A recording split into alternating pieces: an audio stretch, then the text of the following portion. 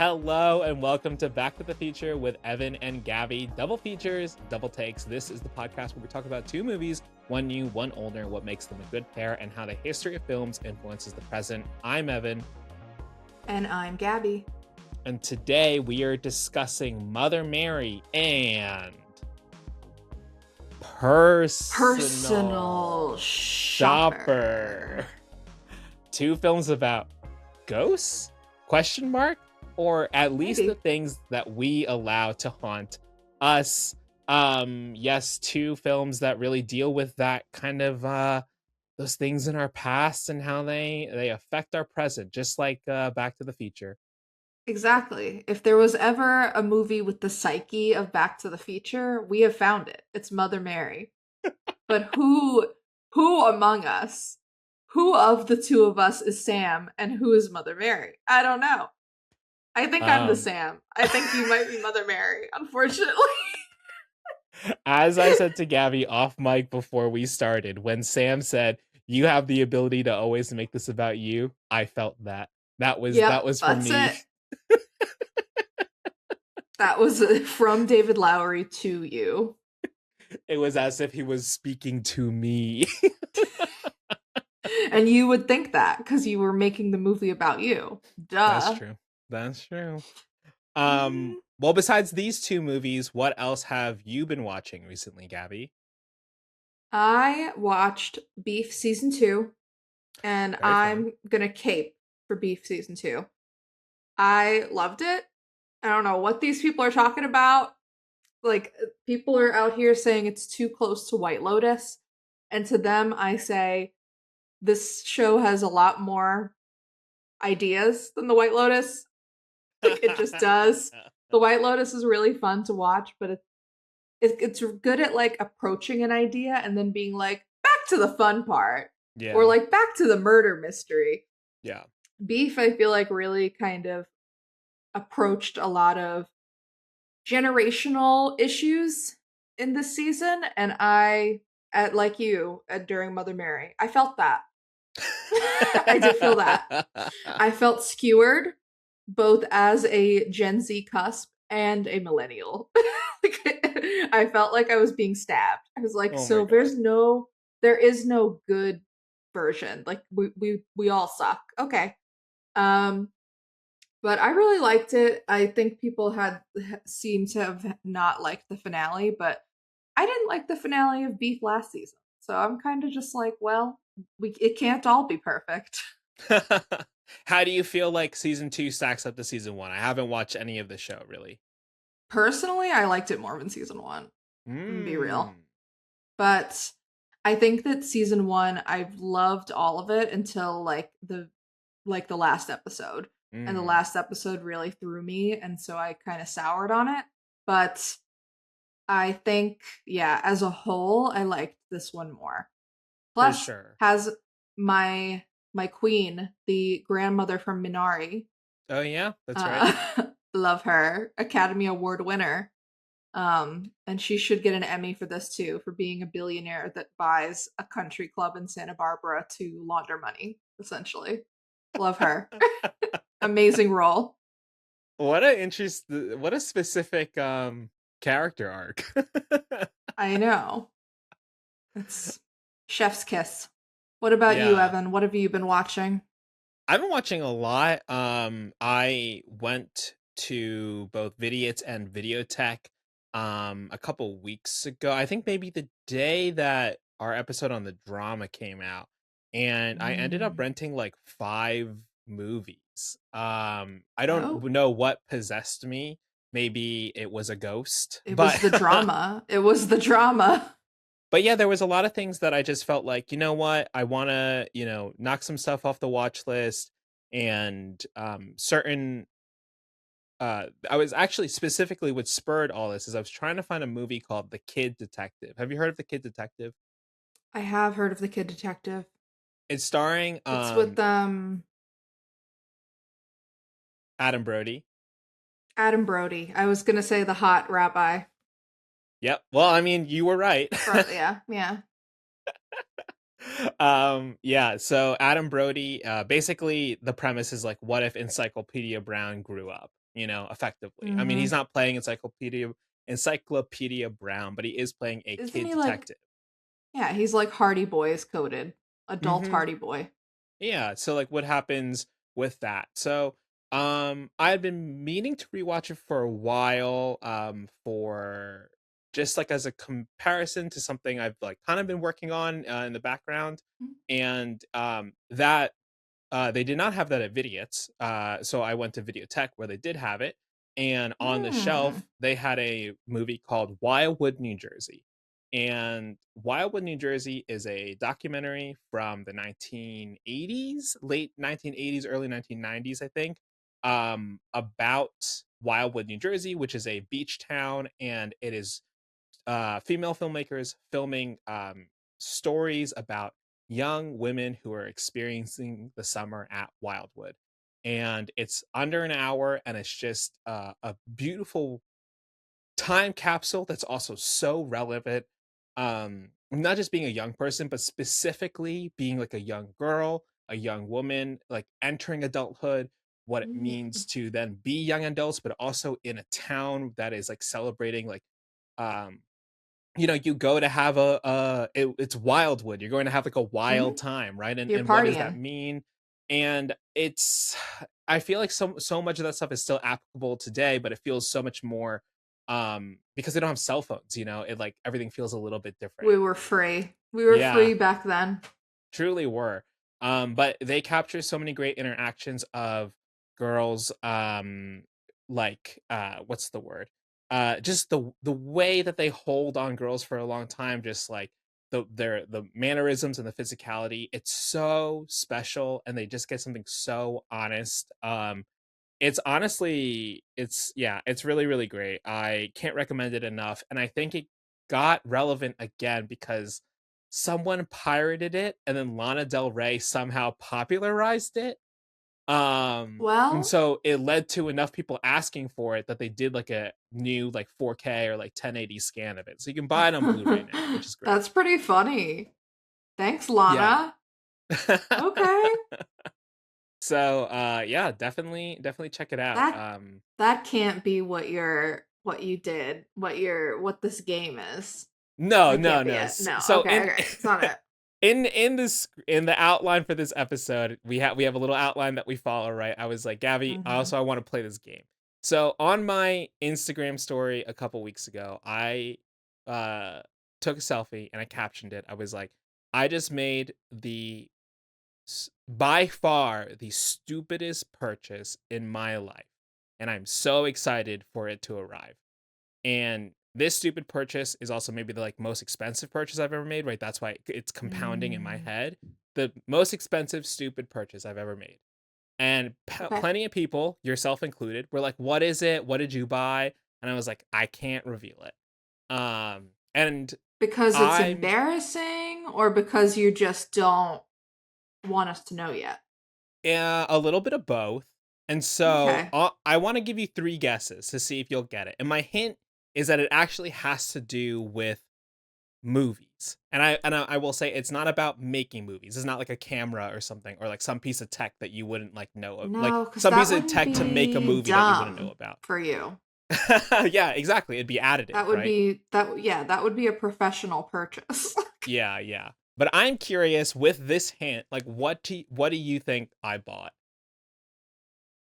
I'm trying to think right now of like your favorite movies. I'm like, is it movie memorabilia? Is it something like that you just like bought to have in your home? Hmm. It isn't, but I am curious what you think I would have bought to have in my home. I don't know, something with that we've talked about, like you because you we talked about it around Christmas that you got like some like memorabilia type stuff from your siblings, like some Miyazaki stuff, and I was Oh like, yeah, I oh, have. maybe That's right. he's I was like, maybe he's locking all the way in on memorabilia. But mm, I don't know. The stupidest thing you could have bought. I have no idea. Like, cause you're not like I mean, I can guarantee, like, even if you had 100 a guesses, poster, like some kind of no. It's not like artwork. No, I do have a pretty big Streets of Fire poster, courtesy of my friend You Patrick, who do. listens to the pod. Maybe I'll take a picture side by side with it so people can see how big it is, because it's so big I haven't hung it up yet. I just have it in a frame resting It's against the wall. just nice. The that's what I did with I found an original Barbarella poster at a garage sale, and it takes up like half the wall in our living room, and I Oh, was it's like, so I don't big. care. Yeah. It's Yeah. huge. I was like, I don't care how much space this takes up. It This is looks the best great. $10 I've ever spent. Um but yeah, if it's not artwork, it's not memorabilia, but it's movie related. Is it a popcorn machine? Did you buy like Oh, your own? Is that's a it? good guess. No, it's not Oh, it. It's damn not it. it. Okay, okay. But I'm curious, listeners of the podcast, wherever you listen, maybe we'll do a post about it on Instagram. Like, leave a comment on the YouTube video, leave a comment on the audio feed or on Instagram. DM the Instagram account, Back to the Future Pod. What Let did me Evan know buy? what you think I bought that was, one, very expensive, two, very stupid, and three, related to movies in some way. It is coming tomorrow, the day after we record this. Mm, So I'll wait to reveal it until yeah, this you're whole gonna have episode is to. out and we do this whole like little thing on social media, You're gonna, because I'm you're gonna curious what people keep think it everyone is. waiting. Yeah, it's something else. All right, then it'll be worth the wait, I guess. Tune in. Well, we'll see. Oh boy, Evan, um how did we see this movie, Mother Mary?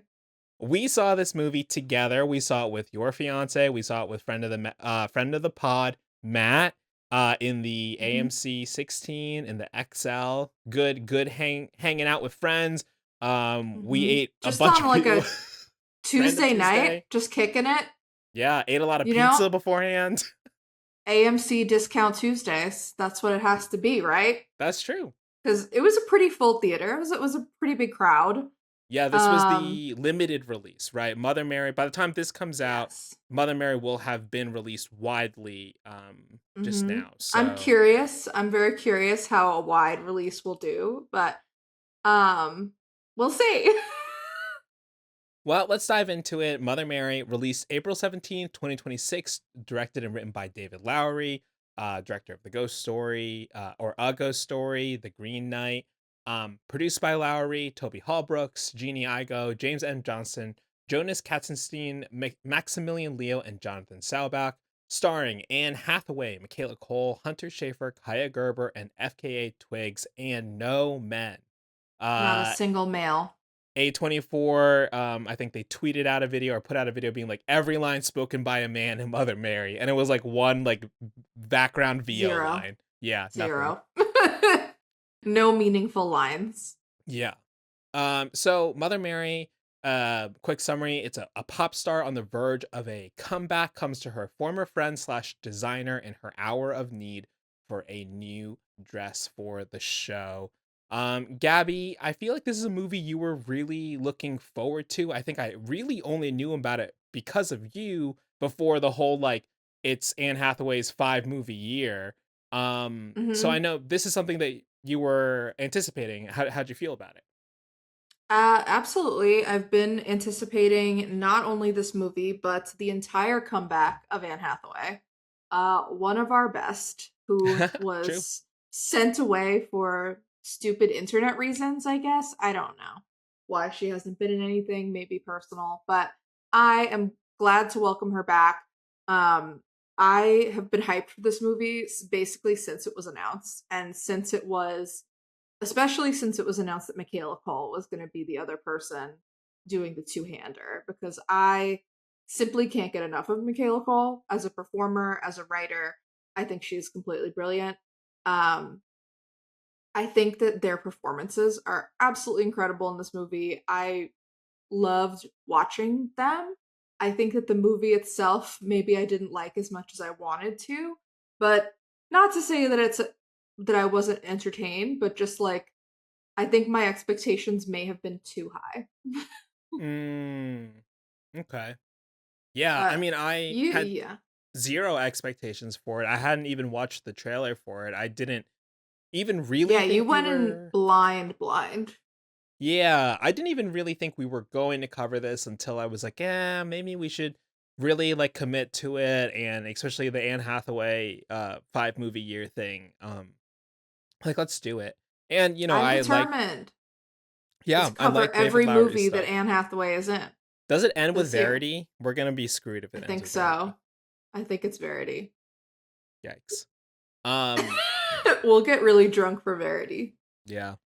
Uh, yeah. So David Lowery, I remember not loving A Ghost Story, but the more I sat with it, the more I ended up becoming like entranced with it. And The Green Knight was the same way. And like the films of his that I've seen, I feel like have grown with me over time.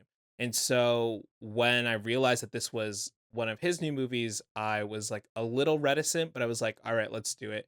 And sitting in the theater, watching this movie was a really interesting experience because oftentimes there when I go into movies, I can like kind of feel, you can feel the energy of a room, right? I'm not saying this is me specific.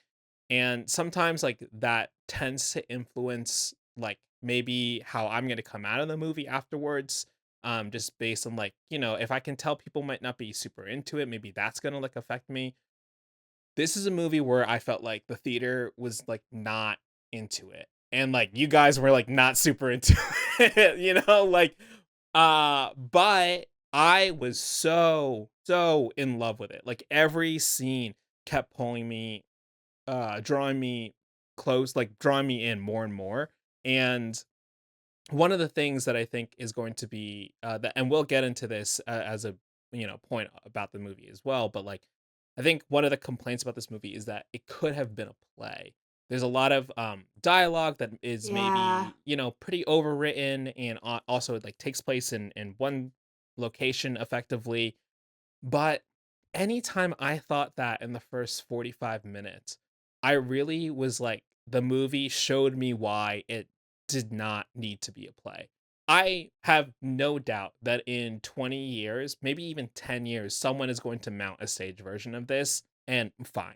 But there is something that you can do with filmmaking specifically, that I think really elevates this story and how you feel about the characters and how we understand their relationship.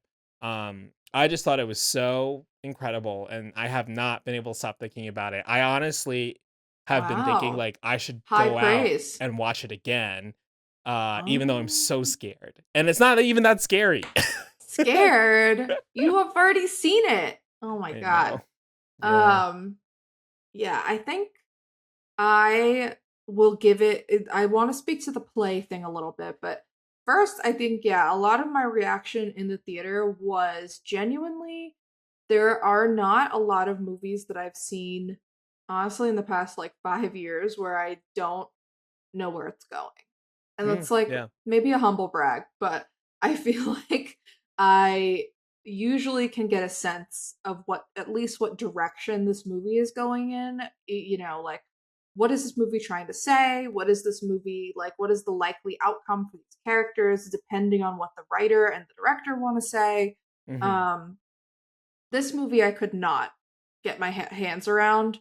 I did not know where it was going. I Mm. like didn't like I think that it's not that I didn't like that about it. I think I just wasn't expecting for it to throw me for such a loop.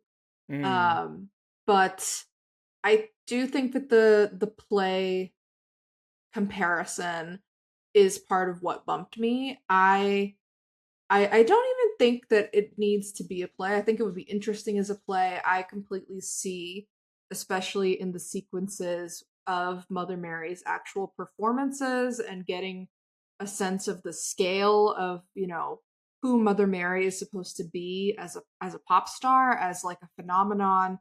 I think that you do need to buy into that in order for this movie to feel, for it to feel as pressing as it does for her, Yeah, definitely. um to get back into that size of a spotlight. But I think that what bothered me was yeah, more just the style of the dialogue. being just like, you kind of said so, like very overly written. Just kind of, I describe it as just like nobody talks like this. And Yeah. I mean, usually I think that doesn't bother me as, it depends on honestly the performers. And I think that in this movie you have two very, in a good way, theatrical performers. Hmm. So it kind of heightens that like play adjacent dialogue because, Anne Hathaway is a theater kid. Michaela Cole started as an actor, like went to, performing, school, and um, these are people who know how to play to the to the rafters, and it just feels like the dialogue gets a little bit overly emphasized by the performances. Um, but I think just the combination of the two is what was a little much for me, just like as a viewer. But Yeah, and I think that's fair. Like, I think I recognize that this is not something that's for everyone, but I think like it's not. this specific tone and the approach to it, and then the kind of like magical realism, or like, I guess David Lowery used the word like phantasmagoric, which I Mm, honestly of don't feel course like he I did. know what the definition of that is, but I think Does that anyone? but those levels of those things I think were like hit my like Q zone like very very specifically, and I was yeah, I can't wait to watch this one again and kind of like break it down a little bit more. Now that I like know where it goes, right? I can maybe just like live with certain moments a little bit more. That's true. I would be curious to see it again just to kind of sit with it and not, I feel like in the theater I was really like fixated on trying to figure out where this was going. Yeah. Um and now that I know how it ends. I know what the kind of midway reveal is. I wonder if I would feel differently about some of the choices specifically in the beginning of the movie. But Yeah. I wanted to ask you, yeah, who is Mother Mary to you? Who did you think that Anne Hathaway and Lowry were trying to evoke with the persona of Mother Mary, who's a Yeah. pop star, obviously kind of a pop star and a very theatrical one. She wears a halo, literally, like in almost every performance, she's wearing a halo.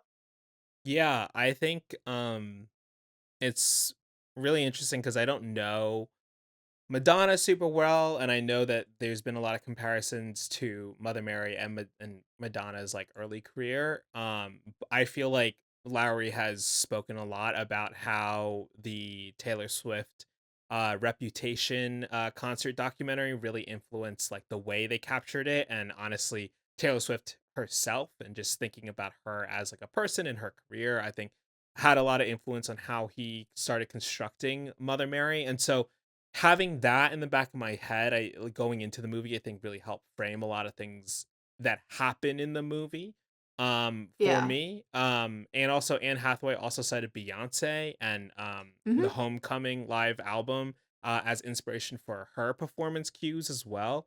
Um so yeah, I really think there's the Taylor Swift thing I think specifically helped me because of the relationship between Mother Mary and her friend Sam, and whether or not that was like romantic in nature. And maybe we can kind of get into that a little bit more. But I don't know, what was your kind of takeaway with like the pop star stuff?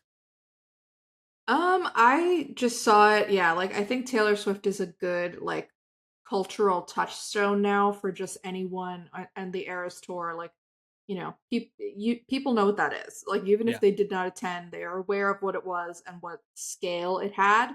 So I think that that's a good touch point.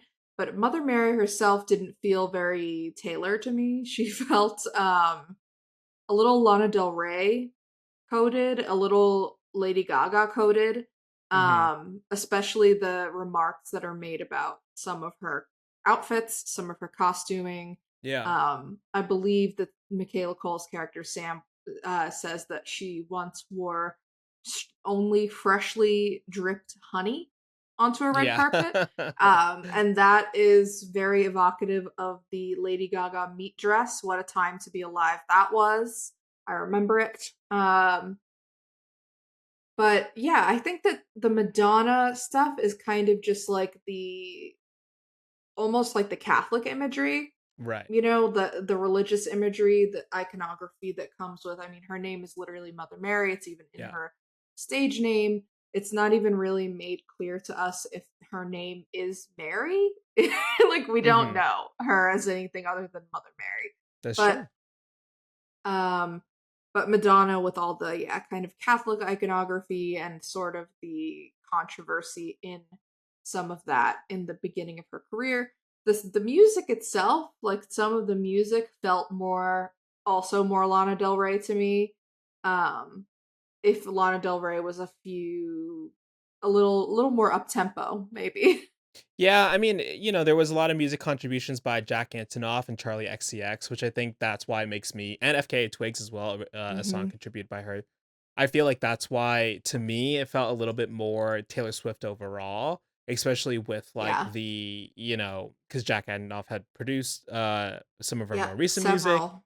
several. But also just the way there's a montage towards the end where we see Mother Mary's different outfits over the years, and like how those quote unquote like eras are also really defined by Taylor Swift Yeah, in that's her a own Taylor career. Swift drop. But I think that like all of these cues, right, allow you to take what your relationship is with the pop star that you identify her with, and allow you to start like kind of projecting things onto it, but also like pairing things in really interesting ways, and like allowing that as a lens of like understanding. I think one of the Mhm. things about this movie that I really love, in film school, my friend and I used to joke around where someone told us once, um we were working on a script, and I asked this person, I was like, well, what does this mean? And they were like, oh, it's just one of those like your make your own one of those your own interpretation kind of things. And I Okay. understood what they meant at the time, but also it was a thing that we used, my friend and I would also use as like kind of a joke, where it was like things were left intentionally vague and things like that. And maybe it's like kind of an excuse to not have the rest of that thought out, right? And that's kind of where we were using it as like a punchline. However, with this movie, I really think it is one of those like it's up to your own interpretations, because there's so many things at play. But I think that what changes this is that it feels like, to me, that David Lowery has a very clear intention with what he wants out of this, but allows it to be Mhm. vague enough for you to kind of like associate your own things with it, and use the conflict of this relationship and the kind of fantastical elements, which we'll get into a little bit, to really make sense of you know to really help make sense of the movie and understand things in your own life as well. Yeah, I think that's right, and I think that that it's clever to kind of use those touchstones, especially with a story that yes, that can be left up to interpretation, but specifically something that is a little bit supernatural, like something that is Yeah. not necessarily explainable to, everyday people, to Hmm. any of us to understand. Like, there is no concrete answer for this. Even if his intentions are very clear in what he sees it as and what the characters see it as, I think that we know that the characters are experiencing this and that it's very real to them. Hmm. Um, but yeah, at the end of the day, it's essentially a supernatural occurrence that we're dealing with. So the movie treats it as if it is just like a natural thing that is linking them once they realize that it's the same. But uh I think it kind of helps in that up for interpretation debate that Yeah. there is no answer in the natural world for this. Sure, sure. Yeah, yeah. Well, let's talk about the central conflict, right, between Mary and Sam, right? So Mother Mary, she's coming to Sam, who is was a friend, was her designer, Yeah, and both. to ask for this dress. And Sam is like, "Well, why are you coming to me?" And Why now? why now? And there is a lot of back and forth about the state of the relationship, how things ended. Um, Definitely a lot of implications that they were more than friends, right? I mean, I personally read it that they were had been lovers, or how did you feel about that? I really wanted to read it that way, and I think that you definitely can. I think that they were more than friends. I don't know. Yeah, I don't know if they were in a relationship, but I think that maybe it was a didn't define the relationship situation, Mm, where like they were physically intimate and then did not explicitly say what they were to each other. right. And as Mother Mary got more and more famous and, kind of seemed like Sam was pushed out of the inner circle more and more Yeah. as this close friend slash lover slash even professionally as her designer. Um, Mhm.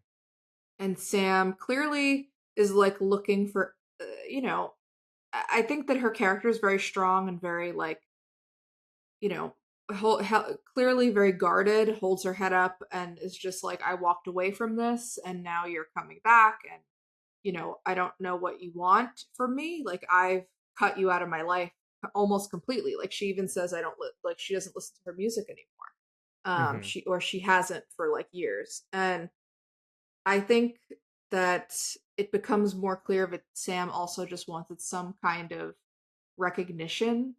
There's that scene that Mm. she shows her all of the kind of like Vogue articles and stuff that are about the costuming specifically, and Mhm. how all the pull quotes do not mention Mother Mary's designer at all. Like, Mother Mary Yeah. makes it seem like it was all her conception, and Sam is like, no, you did not do this alone. This was both of us, but mostly me.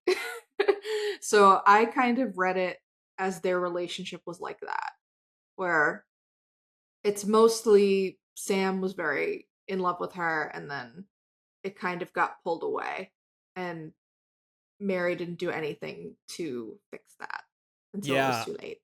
I mean, that was such a prior to that scene, there's a moment where Sam looks up at Mary kind of on a balcony and sees her in like one of the first dresses that she had ever made for her. And it's this like ethereal moment, and it's this beautiful and fleeting scene where Sam sees her former friend as like the vision that she's always seen her as, right? And Yeah, then it and cuts to the reality. it's the same costume from that article, by the way. It's the Right. Joan of Arc inspired costume. Right. And then it cuts to the reality, which is present day Sam, who is very broken down, super haggard, and is here in a very like desperate time. But um I like what you were saying about their relationship and the kind of like unevenness, and even like how maybe it wasn't like well defined or something, right? I feel like another reading of this movie, or the more straightforward reading of this movie, is that they are friends who entered a working relationship, then who were forced to make some really hard choices, and it was tough. And I think like friend breakups are also really really tough too. And I think there's it's more painful than a romantic breakup. I mean, it's just, it's somebody who arguably, friendships may even last longer than than your romantic relationships. Like, Mhm. it could be somebody that you've known since childhood in some cases, like that has seen you through different stages of your life. And Mhm. I think that Mary and Sam, it's implied, at least, have known each other through different stages of like success. They're both at a place now where they're very successful, and Mother Mhm. Mary is kind of had this fall from grace, where we should mention, yeah, that's kind of why she's coming to Sam for a new piece, a new costume wardrobe um piece, because she's about to make a big comeback, Mhm. because she we should spoil it here, Yeah, because so this what is what happens to her is has to do with the spoiler of the movie. yeah, so Spoilerville now. Just take our word for it that there are some fantastical elements, some spooky things going on. So if you're It's interested in spooky. checking it out, I would highly I highly recommend again, but of course with the caveat that it's not for everybody. It's not, no. Yeah. But it was for us, Anne Hathaway lovers. um, Art house cinema, Anne Hathaway. But basically, what happened to Mother Mary is that she was in the middle of a tour, very much in the vein of the Eras tour. She's seeming exhausted. She's doing a lot of shows, a lot of demand on her, and one show in particular, she gets up on like a platform and is floating over the audience, and she appears to fall or jump from the platform. It's not clear what happened to her in all these videos, and her team is obviously very concerned about her and the public, and like she has to go on like a little hiatus. Um, I think they blame the classic exhaustion. Uh, Yeah. Yeah. but but it is not exhaustion. Evan, what is it that makes Mother Mary fall and or jump from that platform? It's a ghost. It's a ghost, a red ghost Or some type of otherworldly spirit, right? It's spirit. Yeah. revealed in two very artistic and beautiful sequences where the location of this barn that they have their most of their dialogue in is like shifting and changing, and really hats off to everybody for making that happen, because like that vision of it was so great. But Oh, so yeah, both very both visceral. Sam and Mary have separate experiences of encountering this red fabric spirit kind of born out of pain, and it's you can kind of infer that this spirit is maybe my reading on it might right the spirit was a manifestation of the pain between the two of them that was able to leave Sam's body and find its way to be summoned to Mary, and then Mary Mhm. was so infected and haunted by this image, and they also with a great performance from FKA Twigs of them summoning the Oh my spirit, god, doing a seance. That was iconic, wild. When you leaned iconic. over to me and you were like, "It's the dance," I was like, "That's why Gabby always knows what's going on." I like would not have picked up on that. Well, I because was it's so blown true. away. In Yeah. the in early in the it's the scene behind you, if you're watching on YouTube, that early in the film when Mary is asking Sam for this new costume, Sam is like, "Well, can you show me how you dance to this new song that you're gonna do so that I can see how you move?" And the dance is very involved. It's very like intense, I would Yeah. say. Like it's but to the point where it doesn't really even look choreographed, like it just looks like she's having like a manic episode. Yeah. And then we find out, yeah, in that scene with FKA Twigs, immediately it clicked for me. I was like, "Oh my god, this is like a possession. Like this is like the Mm, body possessed is what this yeah. is. It's not choreographed at all." But um like this is just a visceral memory that Mary has. But Yeah. I think that's exactly the interpretation that I had too, where it's like this kind of pain has left Sam after, specifically after she has dental surgery, relatable. Oh yeah. But all but also after she chooses to kind of leave Mary behind. And then years later, it is implied that it's been like 5 or 6 years since they've even spoken. Um, this pain spirit is living in Mary and is causing her to have such a breakdown that I interpreted it as like, oh, only now that she is feeling what Sam was feeling, does she kind of come crawling back to Sam. Yeah. Like I was like, Yeah. okay, so she's feeling what Sam was feeling, and Or that's is why like they are linked. finally kind of understanding the effect that kicking Sam out has had on her, right? Like she can busy herself with all this stuff, but is now suddenly aware that like, oh wait, I've lost like my best friend in this process, and I didn't even and it hit me like a, a ton of bricks. Like, as someone Mhm. who has definitely gone through a similar situation, except with no red fabric ghosts, I definitely think like Mhm. sometimes when you're in a period of overwork and just like really hyper fixated on the work, that sometimes like you forget how your actions are being reflected on are being received by other people, A hundred you know, percent. you can very easily lose yourself and lose relationships because of that. And so as I feel like with this whole movie, like I very much like related to it in probably not healthy ways, but it was like, oh no, I've definitely been there of like realizing and then suddenly feeling burdened with this weight of like, I can't believe it took me so long to realize that I was being such a, a shithead for lack of a better word, Yeah.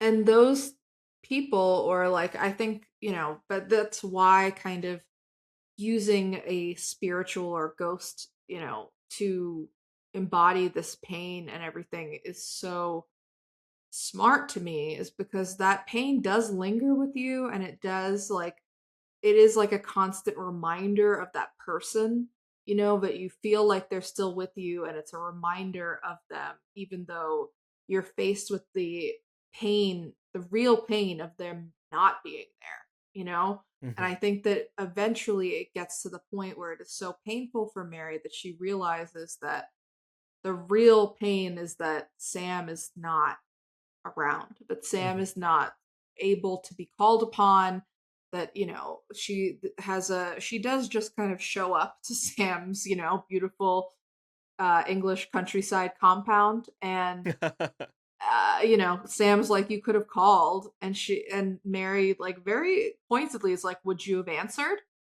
Like, because the answer is probably no. Like, I think that kind of pain that comes with knowing that, like, oh, I can't call my go-to person, hmm is kind of what drives her there, yeah, drives her to definitely, that place. definitely. Um, and yeah, I mean, it culminates in the ending of this movie where they basically try to conjure the spirit. And Hmm. I think the scene where Sam like sets up everything, I was like, oh my god, this is wild. And I love the line that she was like, the objects that we take in with us like only have as much meaning as we ascribe to them, right? And I something Right. along those lines, and I thought that was quite powerful. But it actually just results in them potentially cutting open Mary's chest with scissors. Okay. And No, I don't think that really happened. I don't know. I think that but that we see it was, happen as the audience, and the whole theater was like, yeah. ah.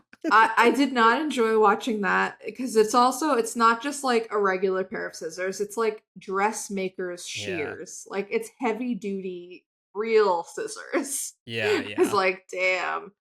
Um I don't know if that's what was literally happening in that moment, but that's what we see on screen and what they are interpreting. But yeah, our friend Matt had a different read of what they were doing in order to summon that spirit. And I would like to choose to believe that that's what was happening, but that's not what we see, unfortunately. Well, we do get a really interesting inside the body shot of Sam's fingers going in to a very into Mary and pulling out the fabric as Yeah. it It's then a is very is pulled, the spirit is physically uh-huh. pulled out of here her. But to kind of what Gabby was saying earlier, it feels a little sexual potentially. It's a chest vagina is what Yeah. she has. The opening that they make with the scissors is suspiciously very feminine.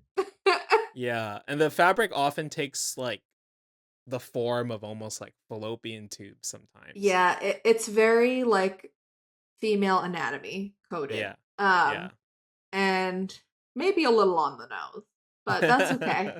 Um, but yeah, Matt was like, no, they were hooking up in Yeah. the seance circle.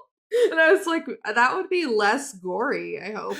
Because the So wild thing maybe is like when Mother Mary's entourage finds her there. I don't know which of the actresses it is, but someone just goes, "Oh my god." It's so it might be funny. Kaya Gerber. I I think think it's it's Kaya yeah. Gerber. Yeah. It's just like, oh, yeah. I think that's funny. And Oh god. also notably when they kind of usher Mother Mary out and like, back into her, Cadillac Escalade back into the Mhm. world, she does not have a huge gaping hole in her chest. Yeah. So I'm There's no like, that was ambulances, like, no. it's just Like paparazzi. if you cut open your chest like that in real life, you would simply be bleeding out. Like Yeah, you'd yeah. be I dead. mean, she would be dead in minutes. Dead. Um, which brings us to the ending, right? Where Mother Mary goes off to do her concert and Sam is, just making a dress, I think, out of the red fabric that they had pulled out of that we assume that they have pulled out of Mary. And Sam's assistant, played by Hunter Schafer, is like kind of telling her what might be happening at the concert. And this is like Yeah. a story trope that I love and I don't know how to frame it, right? Because like Hunter Schafer's character is telling the story. We have no idea if this is actually happening. No. But the characters are choosing to believe that this is the reality.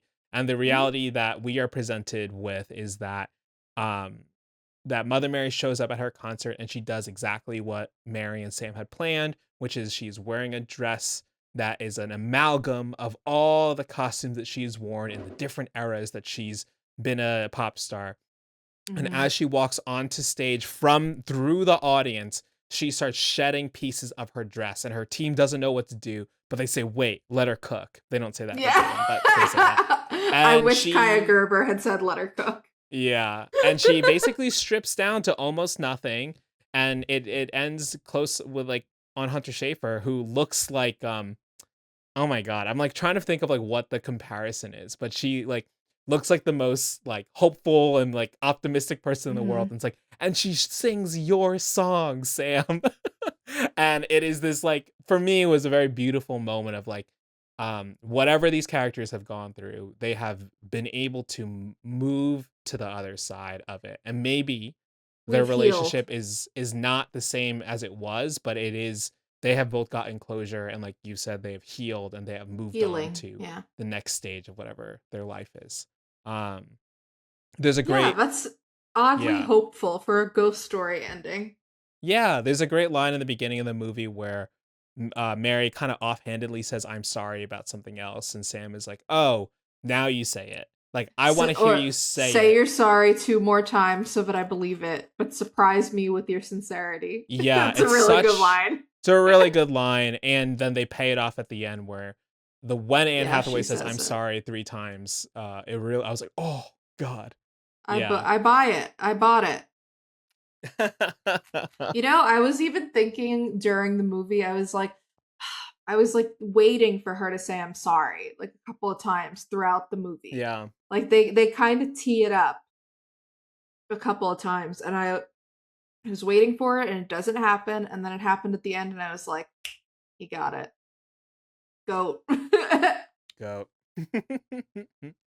Well, I'm really interested in seeing how this movie is received elsewhere. I mean, it's being, if you see the trailer, there's a line in it that says this is not a ghost story, but it It kind of is, is. It is And though. but speaking of movies that also don't seem like ghost stories at first, and also feature some narcissists, let's talk about Personal Shopper. We'll be right back.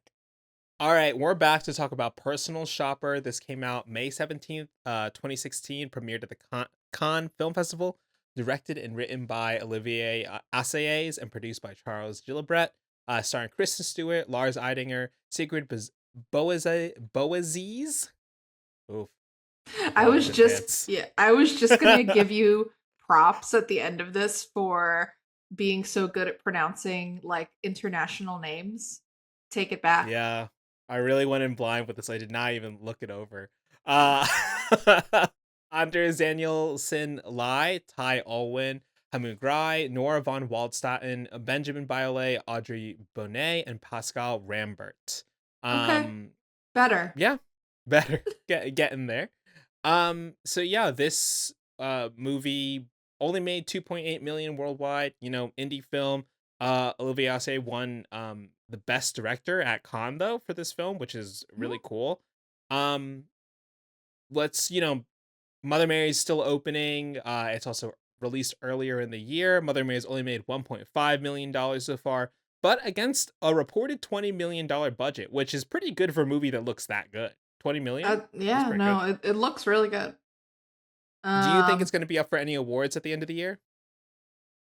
Maybe some indie spirits.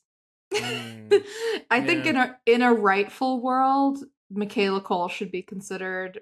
Um, I have a feeling that Anne Hathaway will be recognized this year for a different film.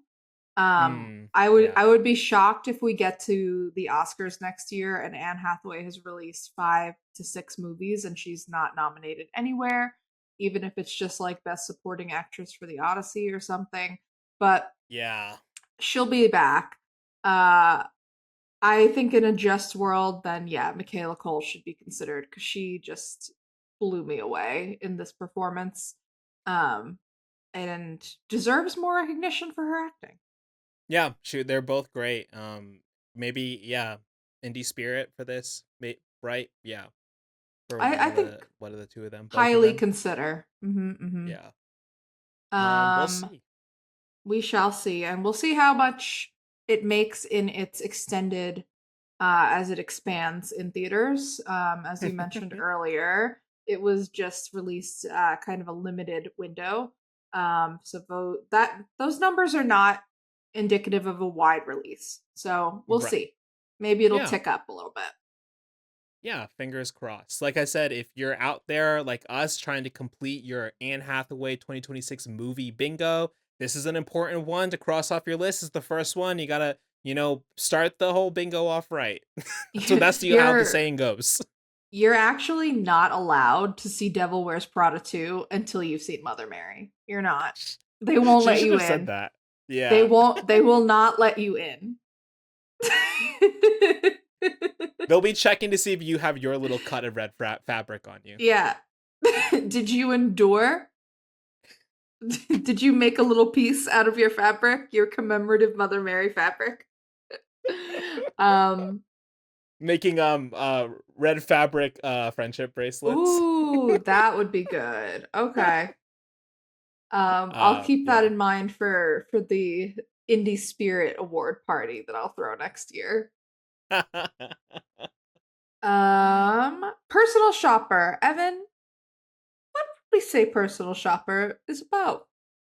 Yeah, I mean, you might be like, why is a movie about a personal shopper related to ghosts? That's what I thought the first time I Well, it's saw because this she's movie. haunted. That's why. Yeah. So Personal Shopper follows Kristen Stewart's character. Her name is Maureen, Maureen. as she works for a supermodel Kira in Paris. She's in Paris because she is also trying to communicate with her twin brother who recently passed away. A And ghost. her and her brother consider themselves mediums, and so she is trying to wait for a sign from her brother. Mm-hmm. And as she is in Paris waiting, she begins to receive mysterious text messages. Very Yeah. scary text messages. A little alarming. Not sure that I would do what Maureen does in this movie. Right? I mean, Like every when that time she happened, makes a decision, I'm like, are we sure? yeah, when that happened, Maybe I really had to block remind it. myself it was like the mid 2010s. It was a very different culture, but still. Still, you're a young woman, Maureen. You don't just like get messages telling you to meet someone, like messages from an unknown number saying to meet at a hotel room and just Yeah, go and not tell anyone yeah, where you're going. You don't do this. This yeah. is what they teach Maureen, you she's a in women's character. school. Well, she is too busy going to medium school, so. That's true. You do have to choose one. And she clearly flunked out of medium school, which we'll get to in a second. Yeah, Um, I yeah. interesting. I hadn't seen this movie. This was Evan's recommendation um as a pairing. Shout out Evan. This I think it's kind of a perfect pairing though. In more than just the ghost way, also just like we're following kind of a self-involved woman through her life of a little bit of delusion, Mm-hmm. tiny bit of delusion. Yeah, just like also just a full inability to move on, right?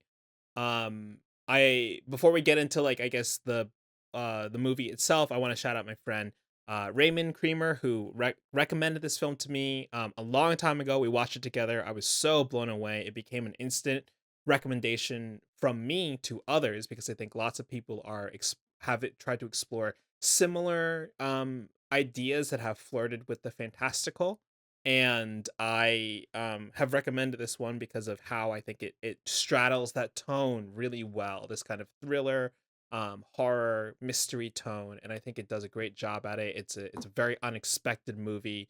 Um, so when we watched Mother Mary, I had this, kind of modern ghost story in my head once I realized that that was the direction they were going. And this movie, more than a ghost story, honestly sticks out to me. And when we left the movie, we were talking about what we would pair it with, and maybe we should just do the Eras tour or the Reputation tour. And this one just kept rattling around in my head, and it had been some time, and I was like, I would love to rewatch it. And so this is my second time watching the movie. I definitely liked it more the first time, but I think it's one of those because it has you guessing so much that once you know where it's kind of going, there's just scenes that I want to see as opposed to maybe the whole journey. But especially like Gabby said, Maureen, you gotta get it together. You can't just Maureen, be texting people like this. we don't even know if it's a person or if it's the ghost at this point. Like at certain Yeah. points you really don't know like is this real? Like what part of this is real or not? And I'm just like, girl, if you are a medium, don't you know? You Well, know, I okay, think you're so right. I think she definitely flunked out of medium school because I'm like, she's not good. yeah, I mean, well, let's put a pin in that. Let's get back to the medium thing. Okay, I just okay, you're from a right. pure plot perspective though. So I'm glad that worked on you. The text messages. So you were like, what is happening right now, right? I You mean, yeah, I was trying to, again, maybe I was reading too much into it, but I was like, is this real? Is this like mm, is this actually a person that is telling her to meet at a hotel, or is this like somehow connected to like, are these just like things that she is interpreting or that she wants to see? mhm, And she booked the hotel room, or like, her boss did, or mm. I was like, how much of this is twisted? I was wondering if we were going for a little bit of an unreliable narrator Yeah.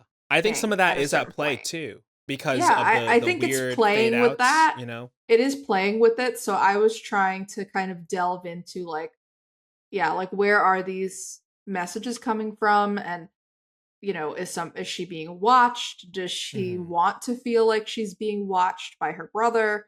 Like, what is going on here? So that did work on me, but yeah, my logic did kick in at some point. I was just like, girl, what are we doing?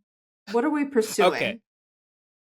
Because for me, knowing that basically, I mean, I think the inference is that, the texts are coming from Ingo, which is Yeah, her boss's the man that she's having an affair with. What right. is the male Lover. version for mistress? Lover, I guess you could just say lover, but yeah. Lover. Um but because Mastress. to No. me, yeah, mistress, yeah. To me, I'm No. just like, oh, it feels so obvious it's that guy now. I was like, come on, get to the more the ghosty parts. I mean, the movie doesn't do an amazing job of setting up other people that it could be. There's only That's like true. one or two actual human beings in the movie that this could be. Hmm. Um and for a little while I did think it was maybe her boss, and then her boss is dead. So Mm. I'm like, it's not her. But they don't do, Well, yeah, an amazing job of setting up that it could be more people. But Yeah. that's not the Well, point of the movie. It's not a whodunit. So exactly, exactly. it's a ghost story. I was worried you were gonna kind of like see through that. So I'm really glad that that Mhm. element of it worked. So I guess like going back to the medium thing, right? So, Of course. you know, Maureen is staying in Paris. She says that her and her twin brother, despite having the careers that they have, are also mediums, right? And that her Right. brother Lewis, and her have always felt like that they could commune with spirits or something, whether it's the spirits of the afterlife or another presence. But as the movie goes on, we find out that Maureen is always like, well, Lewis was always better at it than I was. And so And I I have a think there's lot an of questions element about that. I really do. of the movie that I think is underexplored that I think would be is cool, that like it's her twin brother that died, right? And there is Yeah. a core component, right, with twins. I think there was a little bit more you could have done with that, but the fact that it's more on the subtle side is good as well, because Maureen constantly finds herself in situations where she's flirting with the unknown and unsure what is going on, but also she's so unsure that she's also like, I don't know if these signs I'm receiving, because she's also very clearly receiving signs, if they Mhm. are even her brother or not. Which is great, you Yeah, know? I have a lot of questions about that. I'm like, did you guys like not come up with an idea? You know, like if you were locked in on this, and what Mhm. he died of is like a genetic thing. So, you know, it's like a genetic heart condition. So I'm like, Yes. if it were me and my twin, that were mediums with heart conditions, I simply would have come up with like, okay, here is my sign from the afterlife. Mm. If you Yeah. see this, it's me. Mhm. But I'm like, why did they not think of like establishing something, some way that they would know? But it's them because, or simply to your point, if you were a better medium, how do you not know if it's your brother or not? You know. So Yeah. I have a lot of questions about the Yeah. medium aspect, but Uh, I'm choosing to believe it's that unreliable narrator thing at play. yeah, and it's also someone who we don't really know if she's actually made a lot of money from this or ever really pursued this seriously, right? It's I'm something that gonna she is believe like, no. She has yeah. another job. I'm believing no. This is It's not the something. Long Island medium, Evan. Yeah. Yeah, because it's, she sleeps in her brother's house by herself, and she's like waiting for this presence or something to kind of make contact. And so she gets this sign that there's these like crosses being scratched into things around the house. And then eventually we see a full-fledged scene where she encounters a presence that turns on faucets, and then is actually ends up just kind of like making Throwing up. contact with her, throwing up. It is like the form of a woman, and so she realizes that this thing is not her brother, and it has left the No. house, and she's like, well, I'm still waiting, I'm still searching for this sign. As she's dealing with these mysterious text messages that are kind of like having her flirt with like being someone else or assuming the identity, and she is unwilling to take that next step, right? She's still haunted by her past or who she thinks she is, and all this stuff. And the Mm. more as she keeps going down this rabbit hole, she finds herself in a really interesting situation where then she has these expensive jewels from Cartier, and Yeah. finds her boss dead, and Hmm. then is told to meet in a hotel room and Right. like drop off the jewels ostensibly. And then we get this Yeah, exactly. really She's kind of being framed for it, but not. mm, Like the police let her go, yes, that's right, yeah. so But we there's get not this enough evidence. crazy we get this crazy scene though, where when she goes to the hotel room to drop the jewels off, somebody enters. We never see who enters, right? Nope. We can infer what it is, but we immediately cut to a scene where we watch elevators doors open for no one, and sliding doors open for no one. What did you make of this? And we'll get to the other half of the ending in a second, but what did you make of this when that happened? Were you like, she died, or like No, I mean, I'm not gonna lie, this was kind of the most freaked out I was during the movie. Like, this is the Yeah, scariest part of the it's movie to scary. me. Is like, it's just like more eerie to me to believe that something is passing that we can't see. And like that she can't see. But to me, also, that is kind of the only time in the movie where I'm like, okay, she is sensing something. You know, like she's if she was a truly horrible medium, she'd be like, why is it opening for no one? Like, she knows Yeah. that there's something up. So that kind of was the scariest part of the movie to me. Of course, you know, the ending kind of lends there to be a logical interpretation, I guess, but I choose to believe that that's just like that is the spirit of the movie in that in those Mm-hmm. shots. Yeah. What is Yeah. your interpretation? Well, I think we'll get to it. Well, I'll Mhm. I'll just jump back to this as we kind of talk about the ending now, where the case is resolved. We realize that her boss's lover is the one who killed her, was trying to steal these Yep. jewels, jealous of not being able to be with her probably, Yeah. um, and She then had a husband. No.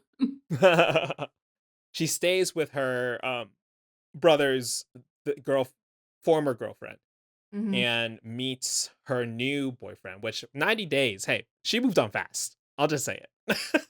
Maybe he was in the queue. He was on the back burner. I'm just Yeah. saying, if I know that my boyfriend has a heart issue, I might have somebody lined up too, just in case. And it's the guy from Worst Person in the World. It is. But you know, you gotta have you know, I don't have my whole life to waste. Come on. Yeah. And they have a conversation at breakfast and they talk about he's like, I think I still feel his presence here. And at this point she I think has moved on. She was like, well, it was never Lewis in the house. It was this female ghost who, Yeah. I'll say it, probably her boss. Yeah. But he leaves. And then did you catch the blink and you'll miss it moment when he leaves? No. Okay. Okay, what is it? I guess I So blinked. I almost made it the shot behind me, but I felt it was too obvious. So he leaves and there's a close up on her. And she's just like taking in, oh, maybe my whatever, this guy, he's probably good for her. And it's really windy and she's just sitting there. We watch him walk through the doorway. And as that happens, in the top right of the screen, you see the image of Lewis fade up in the corner. Oh. You see him holding a mug or a glass of water. And Oh no, I didn't see he this. slides through the back. And as he passes behind her head, because it's a patio window, as he passes behind her Mhm. head, he disappears and the glass is floating.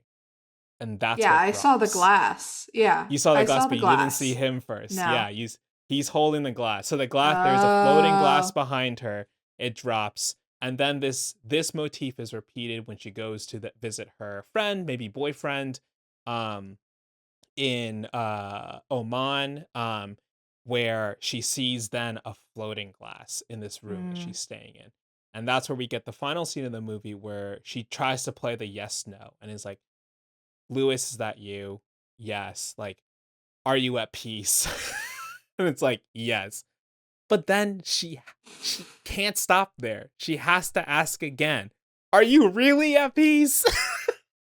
And then whatever this thing is giving her the runaround on it. And the movie ends in this really brilliant 2-line thing where she says, Lewis, is it you or is it just me? And it's like the whole thesis of the movie right there. And it just fades to white. And you're like, God damn. Yeah. I did really like the ending. And I don't know, like I guess I like that the movie sets it up so that she knows that she's kind of a shitty medium and she is kind Mm, of just like, it could just be me at this point. Like maybe I have talked myself into mm-hmm. this ability, or maybe I've, you know, lost this ability that I once felt like I had through Mm. this experience. Like I like that it sets up that doubt for her. Yeah. but gives us the kind of resolution as the audience to know that it's Lewis. Yeah. Yeah. I think it is, and then I think he's just tired of her like asking for this. Like it's like at some point Yeah. you have to move on, right? You Mm-hmm. have to find this like closure. And Yeah, I got a yeah. crossover to greener pastures, and you Mhm. need to like move on, with your Yeah. life because you're still alive. And he's giving her so many signs, right? Like she's Too like, "I'll many. know." Yeah, too Too many. too many, and she doesn't know because her medium ability is on the floor. Like I think I'm more intuitive than Maureen. Yeah. And so just jumping back, I feel like that scene of like the doors opening for no one, for me now, having seen the movie twice and thinking about it, for me it's like you can make an argument that that is Lewis's spirit watching over her and making sure she wasn't hurt by Mm. Ingo or whatever his name is. And once that handoff is complete, he's like, she's done and we'll leave because I know that the cops are gonna get him because ostensibly Maureen has maybe like called in that, she's doing this job or whatever. And Right. just to make sure that she's safe, right? Um, because I think what's interesting, I think, with lots of modern ghost stories that I've been introduced to is like the playing with of time and the relationship to the spirit and Mm. death and how they can travel back and forth through it depending on if they're alive or not and blah, blah, or irregardless of if they're alive. All that being said, I think this movie and Mother Mary pair so well because of this like how these characters who are very self-absorbed face that inability to move on and how it manifests and how they are communing with the spirit world to try and um wrestle with these emotions. Mm-hmm. Yeah, I think Yeah. so. I love that Mother Mary insinuates that the spirit moves at the same pace a human would. Like Oh if they yeah. were to walk from a certain point to Dublin, it would take Yeah. like 5 years.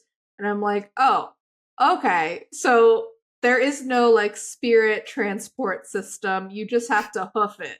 You just Yeah. gotta act like you're in like you're Forrest Gump walking across America or whatever, or jogging across America. Oh man.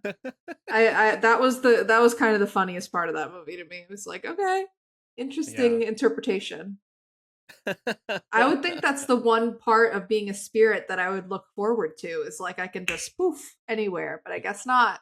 Not Yeah. according to David Lowery. Have you seen Ghost Story? I have not.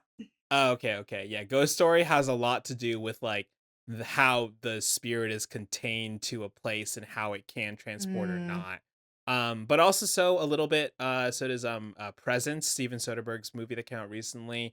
That has a lot to do with without spoiling too much of like the spirit's relationship to the house and time and space and stuff like that too. And yeah, I think with personal shopper, I feel like Maureen is able to conjure Lewis where she wants him to be, and he's like, "Stop doing that. I'm done."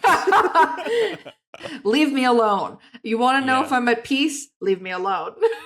I will be at peace when I am free of you, Maureen.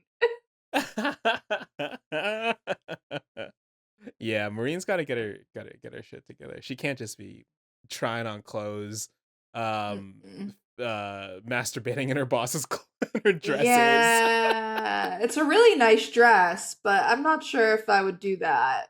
professionally speaking. Yeah. I love Um, there's a great scene where the guy's like, "Come on, try on the clothes." She's like, "I don't." She's like, "I want to, but last time I did this, you totally dicked me over." I thought that was so funny. I it's a like totally little, forgot. yeah, a little weird wording, but I Yeah. liked it. Yeah. Um, alt pairings for this. We mentioned my instinct, the Eras tour. Actually, you pointed out it's too recent. We couldn't even do it if we wanted Yeah. to. We We could could have have. done Reputation Stadium Tour, Yeah. which is I guess the darker, more David Lowery of Ms. Swift's music. Bring back, when is Reputation Taylor's version coming out? I'm waiting. I'm still waiting. I know she's got a wedding to plan, but like TikTok girl, like Yeah. we're happy, we're in love, love it. Love that really tall man that you're with. but they look proportionate together. They're both really tall, but they make each other look like balanced out. Yeah, Yeah. I'm waiting. I'm waiting, and when she drops it, maybe I'll pressure you into covering the Reputation Stadium tour with nothing, with just like something with the Mandalorian and Grogu. Yeah, we'll talk about excess, you know. Ooh. You for some reason have put La La Land in here as an alt Yeah, I pairing, was and just I'd like to hear the case.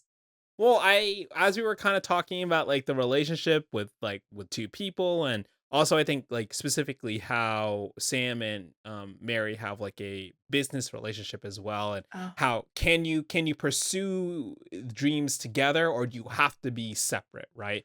And I think Mm. that crux of that really doesn't come towards like La La Land's end, and is kind of like more of a Yeah. background thing in certain points of Mother Mary. But I think it would have been interesting, right? This like the artistic duo aspect of it, right? And can both people be Yeah. happy together and achieve the things that they want together? But Mm. Okay, I like yeah. that response. The I other was just trying one to that think more of like the relationship angle. Yeah. I like that. I am a known La La Land defender, so I am ready to rewatch anytime. But Yeah. um the other one that I threw out was Vox Lux, which was Oh the right. only kind of like a recent example that I thought of like a fake pop star portrayal with Natalie Portman. Um it's done by the guy that did The Brutalist, whose name I can't think of right Brady now. Corbett. Brady That Corbet. Brady guy. Corbett. Uh-huh. Whatever. But I I I did not push for that because I haven't seen it and I feel like I would hate it. So I didn't want to watch it. But I hadn't seen Personal Shopper either, and I thought that there was a better chance that I would like Personal Shopper. And you did. And I did. Yeah. Criterion, add to cart. Let's go. Yeah. I might have to do the same. The next Might sale. have to invest. Oh, there's Yeah. so many that I need to get in the next sale. Network. They released Network and I don't have it yet. Pee-wee's Big Adventure. What am I doing? Oh yeah. I'm gonna get the Mike Mills collection, I think, because I am a Oh big yeah. Beginners and 20th Century Women fan. I've seen both those Mm, movies multiple times. I like yeah. Come On a lot, but I haven't seen it a second time. And I was like, what better way? Yeah. I can't wait. I can't wait. Criterion doing the Lord's work as usual. Truly. Well, you can do the Lord's work and watch Mother Mary in theaters now. What I don't know why I'm doing an ad for it, but yeah, Yeah, check you're out doing Mother a whole Mary. ad. Check out Mother Mary. Let us know what you think. Let us know what dumb thing you think I bought. Definitely. Let us know what you think Evan bought. My money is now on the entire Criterion Closet truck. Did you buy it? Yeah, I got a driveway for that, of course. Fair. You also Yeah. bought a driveway for it. That's why it was so expensive. Oh, that's right. Uh, Yeah, I bought a yeah, yeah, driveway. yeah. Photoshop Yeah. me into the We Bought a Zoo poster and just We Bought a driveway. We bought a van. We bought a van. Yeah. And catch us next time to mark off another box on your Anne Hathaway bingo card. The Devil Wears Prada 2. Woo! Oh man, are we gonna pair it with Devil Wears Prada 1? Or I I guess we'll have to don't wait and know. see, right? We gotta see it to believe it. Gotta see it to pair it, you know? I'll come up Well, with don't something forget to better. leave a review or comment if you're listening to us on audio. Of course, check out the video versions on YouTube. Leave a comment. Follow the podcast on Letterboxd at Back to the Pod and on Instagram at Back to the Feature Pod. Thanks for listening, and we'll catch you next time. See ya. Bye.